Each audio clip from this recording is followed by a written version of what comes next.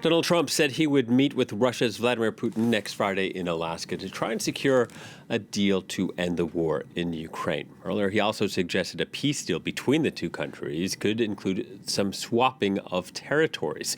Now, holding a face-to-face summit suggests Trump is confident in his ability to persuade Putin, though some Russian analysts say Putin sees direct talks as his best chance to achieve all of his geopolitical goals in Ukraine.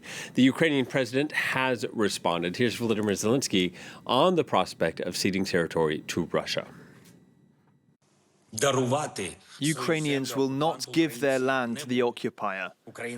Ukraine is ready for real solutions that can bring peace. Solutions that are against us, solutions that are without Ukraine, are simultaneously solutions against peace. They will not achieve anything. These are dead solutions. So one of the major questions is, what would Ukraine get out of a possible deal? Joining me is Andrew Hilliar from our international desk. Hello to you, Andrew.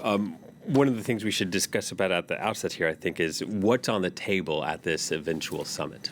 Yeah, well, Will, details are still quite vague at this stage. The US president did, of course, mentioned some swapping of territories. Now, the Wall Street Journal, as you can see behind me on the screen there, is reporting that Vladimir Putin is conditioning a ceasefire on territorial concessions in eastern Ukraine. So according to this reporting, Will, Ukraine would withdraw its forces from remaining pockets in Donetsk and Luhansk oblasts in eastern Ukraine, which Russia would then control, along with Crimea, of course. And it's, at this stage, very unclear what Ukraine would get in return apart from a ceasefire. So that would be a massive concession. A little bit more on that later.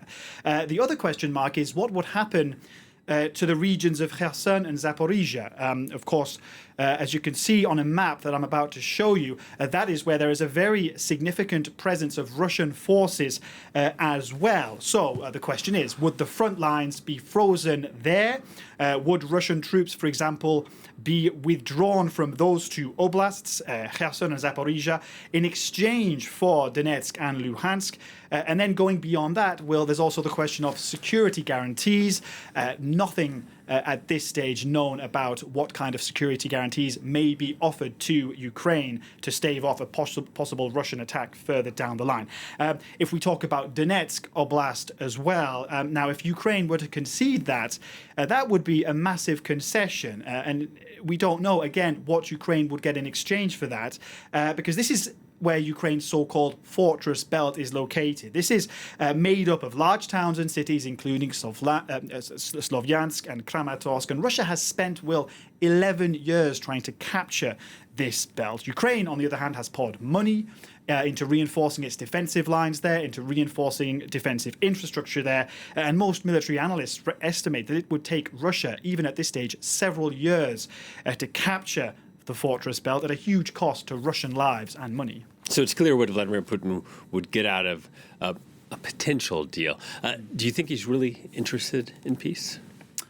Well, that is a big question. That is a good question, because the timing of this announcement, for a start, is key. It came on the day of Trump's deadline of sanctions, to impose sanctions against Russia. So on the one hand, the announcement of this summit may be a tactic to avoid such sanctions. It's also worth bearing in mind, Will, the sequencing of events. Ukraine's position has always been first a ceasefire, then negotiations. That would appear to be at odds with this plan, which ties in territorial concessions as part of a ceasefire. And whatever happens, Will, we know that Ukraine is going to come under huge pressure from Moscow, of course, but likely from Washington too, to give up territory if that's what it takes to get a ceasefire and then peace. The problem, again, as I mentioned earlier, is that these reported concessions are huge. From a legal standpoint, the Ukrainian constitution requires any territorial changes to be approved by a referendum. And then they also, from a military standpoint, they go against what any military strategist would advise Ukraine to do. The loss of that fortress belt, as I told you earlier, would require Ukraine to pour money into new defensive lines in areas that are harder to defend to stave off the risk of a Russian counterattack further down the line. So what some analysts say is that Vladimir Putin maybe proposing conditions that Ukraine is unlikely to accept. Again, territorial concessions, and then blaming Ukraine for not wanting peace. And this will, of course, as you know, a common tactic used by the Russian president. Make it look like he wants peace, but then drag out the war because he believes that time is on his side. All right, Andrew, thank you very much. Andrew Hilliar from our international desk.